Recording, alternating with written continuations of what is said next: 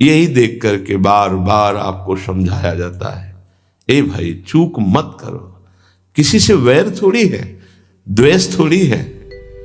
कोई संत यदि आपसे बात करता है तो आपके ऊपर कृपा नहीं, क्यों बात करेगा? क्या लेना है?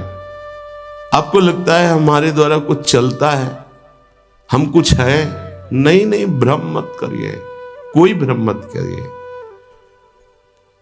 आपके लिए वो आपसे बात करते हैं, आपके कल्याण के लिए आपसे बात करते हैं, आपके कल्याण के लिए वो आपको डांटते हैं, आपके कल्याण के लिए आपको दुलार करते हैं। दोनों बातें समझ लीजिए। जो लाडली लाल में चित्त लगाए हुए हैं उनको कहीं किसी सुख की आकांक्षा नहीं। सच्चाई से समझ लीजिए। अगर वो सुख का कहीं खेल खेलते तुम्हें नजर आ रहे हैं, वो तुम्हारे लिए, तुम्हें दुलार कर रहे हैं, निकल चलो। तुम्हें डांट रहे हैं, निकल चलो। तुम्हें प्यार कर रहे हैं, निकल चलो। तुम्हारे मन को अपने प्यार में फांस करके श्री जी के चरणों में समर्पित कर देना, यही काम है। ये सब संतों का यही कार्य है। तुम्हारे संसार के प्यार में फैले हुए मन को समेटकर अपनी वाणी, अपने प्यार के बल से उसे प्रियालाल के चरणों में समर्पित कर देना। पर आपके अंदर ये चाह हो जाएगी, तभी आप उस प्यार को समेटने में सहयोग दे पाएंगे। मुझे अब इस ब्रह्मा के रचे हुए माया से मुक्त होना है। पर आप तो इन्हीं खिलौनों में राजी हैं, और जब इन खिलौनों से मन को हटाने की बात कही जाती है तो आपको बुरा लगता है।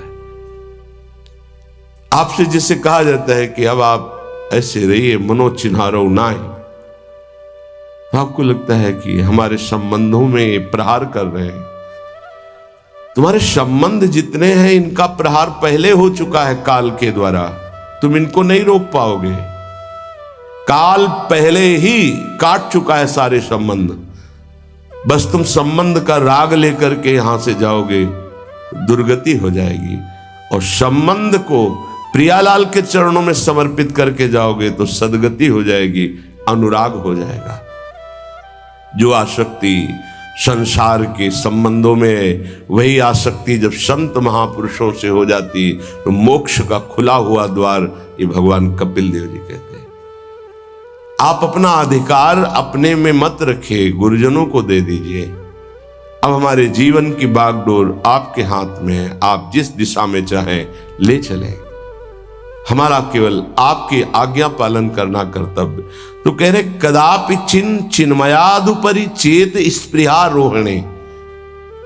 यदि तुम्हें इस चेतन अचेतन जगत से मुक्त होने की इच्छा जागृत हो गई है तो पहला, स्नेह का संबंध किसी से मत रखिए। स्नेह का संबंध केवल प्रियालाल से रखिए। वही स्नेह जो माता में, जो पिता में, जो भाई में, जो बंधु में, पत्नी में, पुत्र में, वही स्नेह प्रियालाल को चाहिए। आप और सब कुछ दो, भगवत प्राप्ति नहीं होगी। ये स्नेह दे दो तो भगवत प्राप्ति पक्की हो जाएगी। सबसे स्नेह करो श्यामा श्याम के संबंध से। हमारा स्नेह का संबंध श्यामा श्याम से, श्यामा श्याम के संबंध से स्नेह कोई फर्क नहीं पड़ेगा। पर आपको अभी ये कला नहीं आती है। आप जब तक एक बार समस्त संबंधों के स्नेह को बटोर कर प्रियालाल के चरणों में समर्पित नहीं कर देते, तब तक आपको लगेगा, वाणी से बोलोगे कि सब भगवत भाव से ही, लेकिन पूरा राग यही है, ये हमारे अमुक है, हमारे अमुक है। इसलिए इस रहस्य को समझो, पहले हटो, फिर जब वो राग अनुराग में बदल जाता है तो फिर पूरे विश्व से प्यार करो, कोई फर्क नहीं पड़ेगा। सब जीवन सो प्रीति रीति निवाहत आपनी, क्योंकि वो रीति जानता है।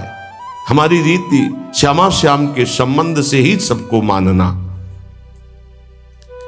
एकांत की रति विधान करो, शब्दों को समझिए। एकांत की रति विधान करो, अर्थात हमारे हृदय देश में केवल इष्ट और गुरुदेव के सिवा किसी से प्रीति नहीं। और बहुत इस बात से हम कमजोर हैं। कहीं न कहीं हम अपनी प्रीति, हमारा दोस्त है, हमारा मित्र है, हमारा रिश्ता है, हमारा संबंध है, तो श्री जी करुणा करके आपको लाई अपने संबंध पुष्ट करने के लिए, फिर भी आप अज्ञानवश उन्हीं संबंधों को पुष्ट करते हैं जिससे आपकी दुर्गति हो जाए। जो आपके, अरे एक हिरण के बच्चा के संबंध ने एक जन्म नष्ट कर दिया, फिर और किसकी बात करें। इसलिए एकांत की रति विधान करो।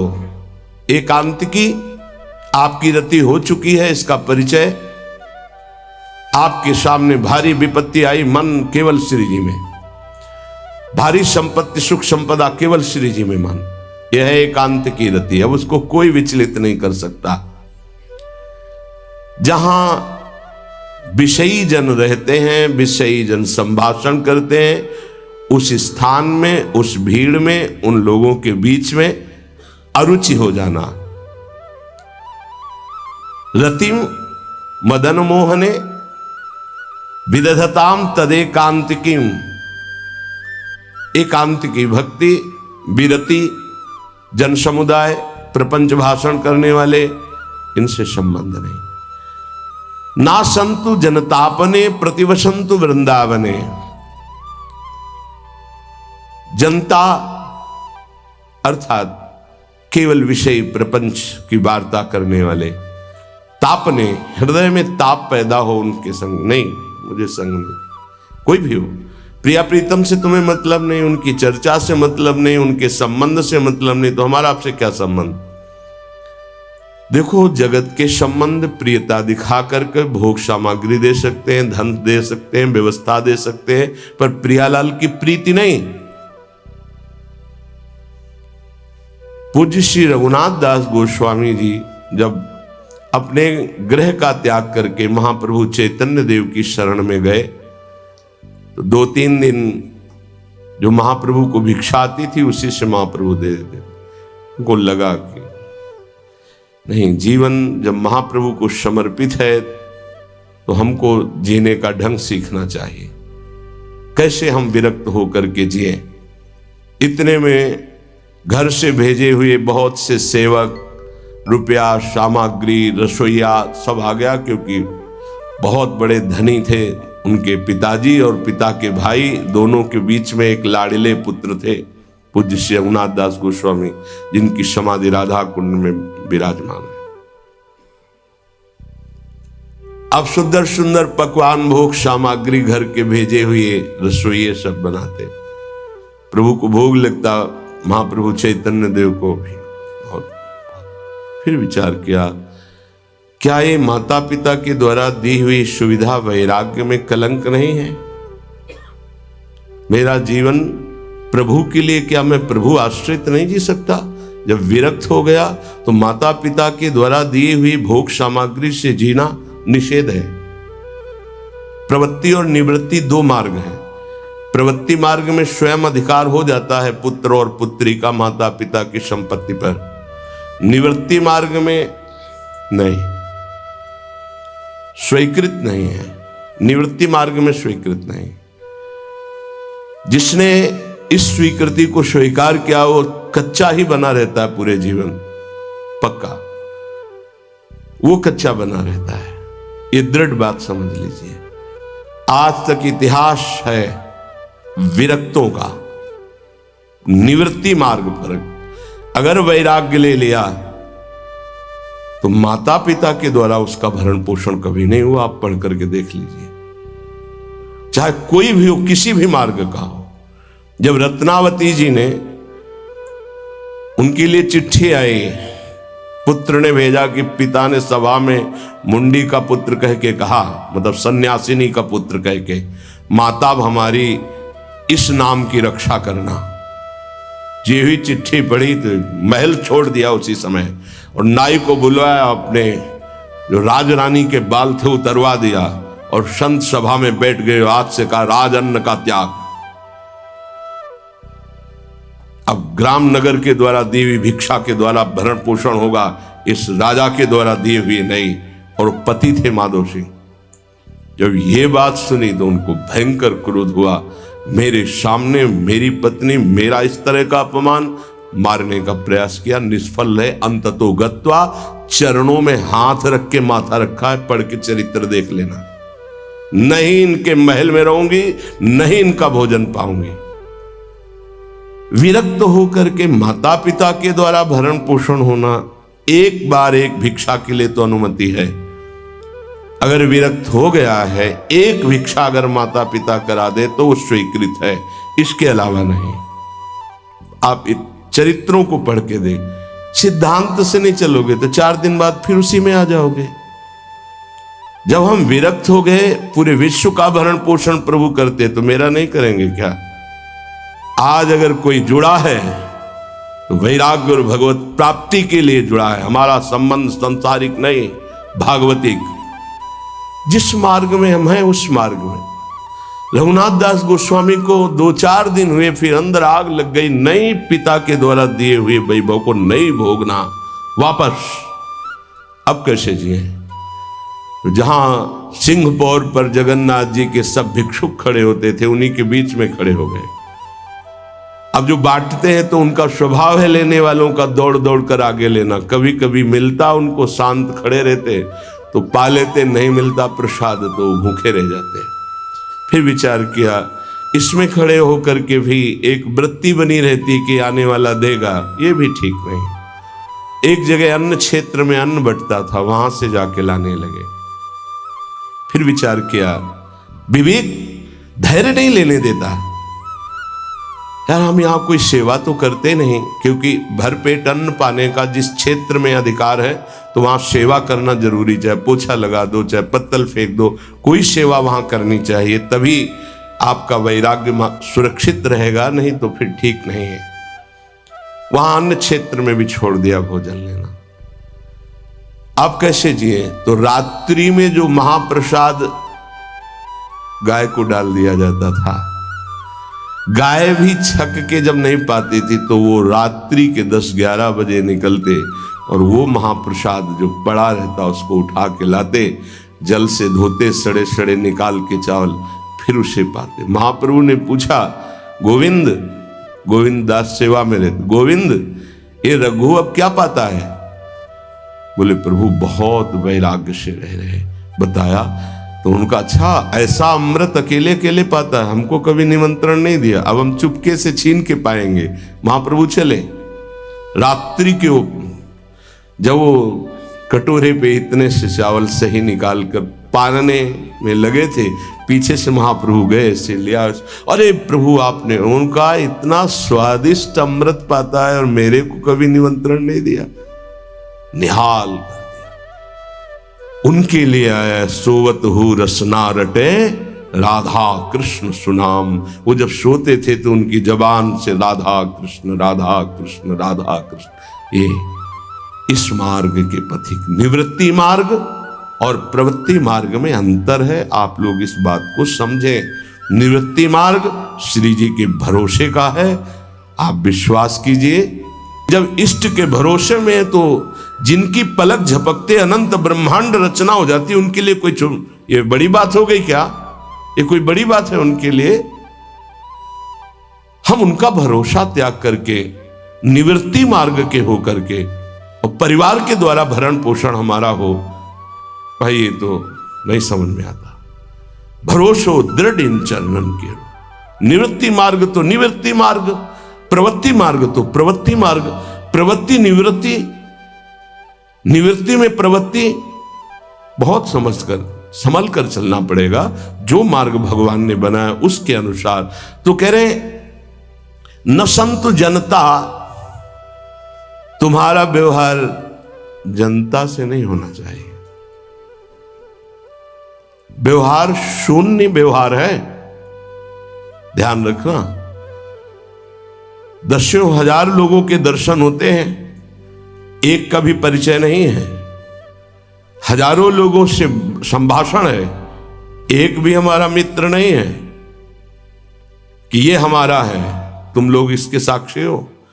ये हमारा बंदा है, एक भी नहीं। साफ श्री जी के हो, श्री जी से संबंध है, मैं सिर्फ एक नौकर हूं। श्री जी की बात आपको बता देता हूं, आपकी बात श्री जी को बता देता हूं। हमारे श्री जी, इसके सिवा कोई नहीं। एकांत की रति, जनता से संबंध रहित, श्री जी के संबंध से सब जीवन सो प्रीति। श्री वृंदावन में वह चिदानंद रस को प्राप्त होता है। यह है रहनी।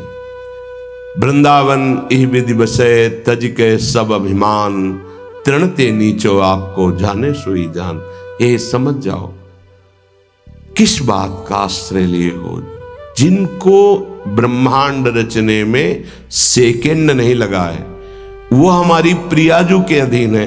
हमको कुछ अपनी व्यवस्था के विषय में सोचना, मानो शरणागति के विषय में आपको अविश्वास, कलंक है ये बात।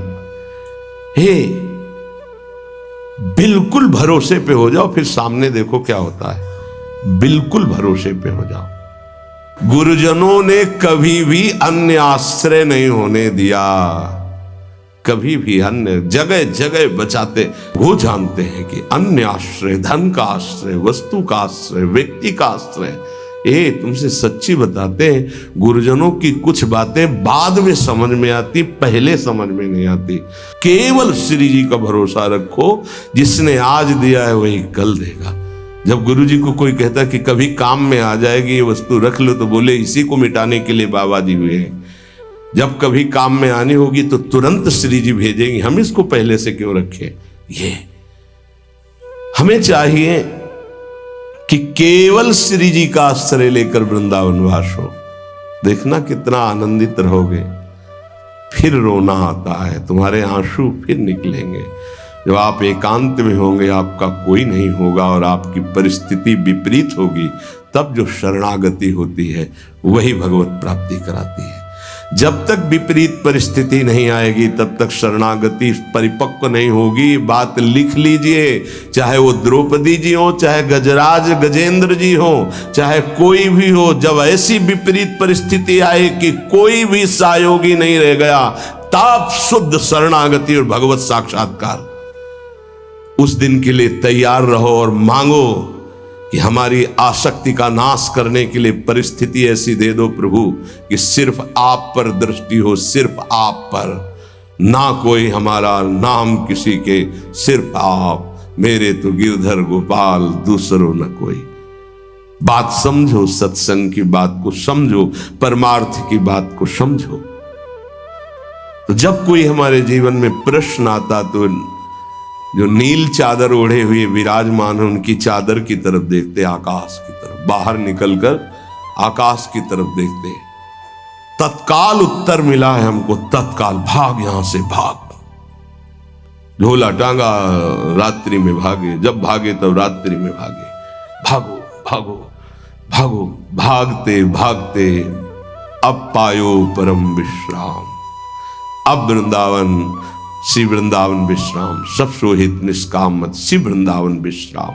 हे, भागते रहो, संबंधों से भागते रहो, आश्रयों से भागते रहो। एक आश्रय केवल हरि गुरु का, बस एक विश्राम स्थल। जैसे आप रखो, जैसे आप रखो, हम उसी में राजी हैं।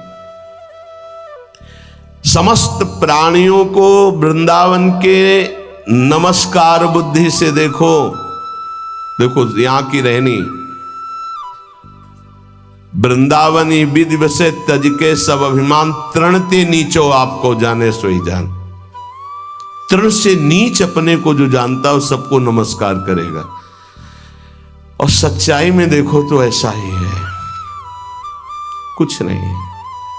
कोरा अहंकार केवल है। क्या है हमारे अंदर? कुछ नहीं।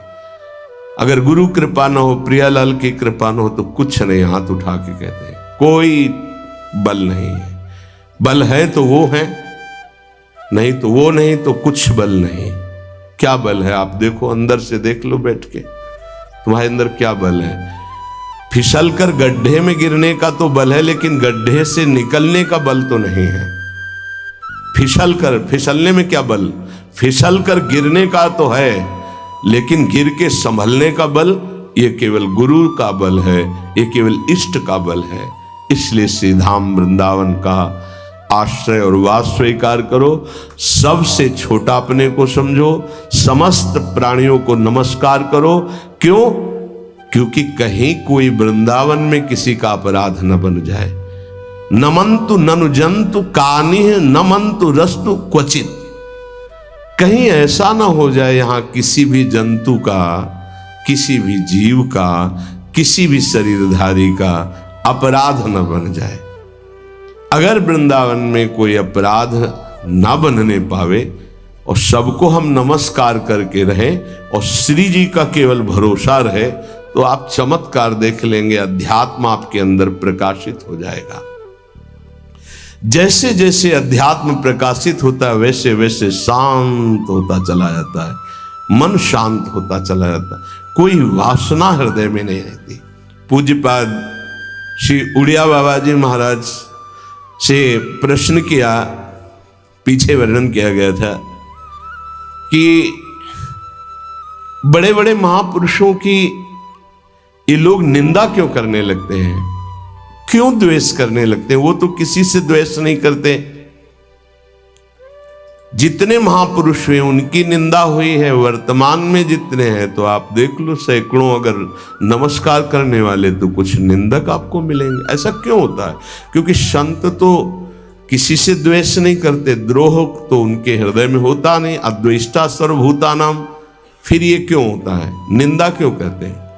तो कहते भगवान की दो शक्तियां, एक है माया और एक है प्रेम भक्ति। जो प्रेम भक्ति से विमुख, उनके हृदय में माया शक्ति का प्रभाव रहता है। यद्यपि उनका द्वेष भी इसी से होता है, उनकी महानता देख करके वो वहां चल तो सकते नहीं, तो उनका द्वेष बन जाता है। महानता देख करके उसमें चल नहीं पाएंगे। जैसे कहावत में आता है कि एक अंगूर को बहुत कोशिश की पाने की, जब नहीं मिले तो कहा खट्टे हैं, प्रयास किया लेकिन नहीं मिला। तो उनका प्रयास माया जनित है, तो प्रेम या भक्ति या सद्गुण या भगवद आश्रय नहीं धारण कर पाते, तो उनको द्रोह हो जाता है संतों से। आप नरसिंह मेहता जी का चरित्र देखिए, बड़े बड़े भक्तों का, उन्हीं के गांव के लोग, उन्हीं के घर के परिवार के जनों ने ही द्रोह पैदा कर दिया। द्वेष, निंदा, मारने की चेष्टा, अपमान, ऐसे। अच्छा सोचो, उड़िया बाबा जैसे महापुरुष से क्या कभी ऐसा हो सकता है कि उनके मारने के लिए आदमी लगा दे? विचार करके देखो। पैसा देकर भेजा गया था कि सत्संग में जाके नाक काट लो। वो आदमी चुपचाप चाकू लेकर के आया और प्रणाम के बहाने तो संतों के सामने कौन रोकता, तत्काल चाकू निकाली और जे भी मारा तो हाथ पकड़ते पकड़ते चावल भर नाक में चल, मतलब थोड़ा सा ऐसे खून निकलने लगा। ऐसे बाबा ने रोका, पकड़ा और गुफा में ले गए। आज भी गुफा नीचे जो बनी हुई, बैठे और गरम दूध चीनी डाल के मंगवाया, पिलाया और कहा धैर्य धारण करो, बिल्कुल डरो मत, तुम्हें कोई नहीं मारेगा, तुमने ऐसा क्यों किया? तो रो पड़ा संत कृपा देख के और कहा बाबा मुझे इतने 1000 रुपए देने की बात कही गई थी कि बाबा मैं गरीब आदमी हूँ, पैसे के लोभ से बुद्धि मारी गई। उन्होंने कहा बस तुम ऐसे नाक में चाकू मार देना। ऐसा बाबा ने कहा कोई बात नहीं। कहाँ से आए हो? बोले हाथरस के हैं। बाबा ने ये नहीं पूछा कि किसने भेजा है। चतुरता इस बात की कि सब शिष्य थे, अगर ये पता चल जाए कि किसने, तो उससे द्रोह हो जाएगा ना, बस इतना पूछा था क्यों तुमने ऐसा किया? तो बोले मुझे पैसा। ये नहीं पूछा किसने किया, क्योंकि उससे द्वेष हो जाएगा। अपने शिष्यों से कहा शपथ है हमारी, इसे डांटना भी नहीं और हाथरस की बस में सुरक्षित बैठाल करके आओ, चलो जाओ। बोलो ऐसे महापुरुष को फिर बाद में लीला, द्वेष की हद हो गई, संसार द्वेष की सूली पे चढ़ा दिया, जहर पिला दिया। मीरा जी को जहर पिला दिया, प्रहलाद जी को क्या? क्यों ऐसा करते हैं लोग? बोले माया से आसक्त चित्त वाले जब भक्त को देखते तो उनके अंदर गाली देने का मन होता है, जलन पैदा होती, स्वभाव ऐसा स्वाभाविक है। उनके हृदय में इतना द्वेष पैदा होता है कि वो दुष्ट हृदय कैसे इनकी हानि हो, बस ये सोचते हैं कैसे इनकी। बड़ा विचित्र खेल है। ये संतों के साथ क्यों? पलटू बाबा को अयोध्या में झोपड़ी में ही आग लगा दी आसपास से, ऐसा ऐसा क्यों होता है? तो बोली माया शक्ति, कि जिसके हृदय में माया का प्रभाव, मलिन हृदय होता है, वो संतों से स्वाभाविक द्वेष करते हैं, जो कि द्वेष के पात्र नहीं है। वो किसी से वो द्वेष नहीं करते। एक संत आप चरित्र उठा करके देखो, संतों से द्वेष करने वाले प्रत्येक महापुरुष के जीवन में देखा गया कि द्वेष करने वाले, और कोई कोई तो उन्हीं के पार्षदों के रूप में द्वेष करने लगे, उन्हीं के पार्षद बनकर उनकी खिलाफत करने लगे, और उन्हीं के पार्षदों के द्वारा उनको सूली पर चढ़ाया गया। बड़ा विचित्र माया का खेल है। इसी से वो भक्तों की निंदा करते हैं और भक्तों से द्रोह करके अपना सर्वनाश कर लेते हैं। तो क्या इससे बचा जा सकता है? यदि भगवान का नाम जप करने लगे, भगवान का आश्रय ले ले, तो दृष्टि बदल जाएगी। आप देख लेना, दृष्टि बदल जाएगी। नाम जापक सहृदय होता है, वो घोर पापी पर भी प्यार करता है। लोग समझते नहीं उनके हृदय को। घोर पापी को भी वो प्यार करके भगवान से मिलाना चाहते हैं। यदि आप नाम जप करते हैं तो आप बच सकते हैं, नहीं संत द्रोह की वृत्ति अंदर पैदा हो जाएगी। ये माया है। ये जहां किसी महापुरुष का यश सुन तो वही निंदा शुरू कर देता है, क्योंकि माया उसका पतन कराती है और भक्ति उत्थान कराती है।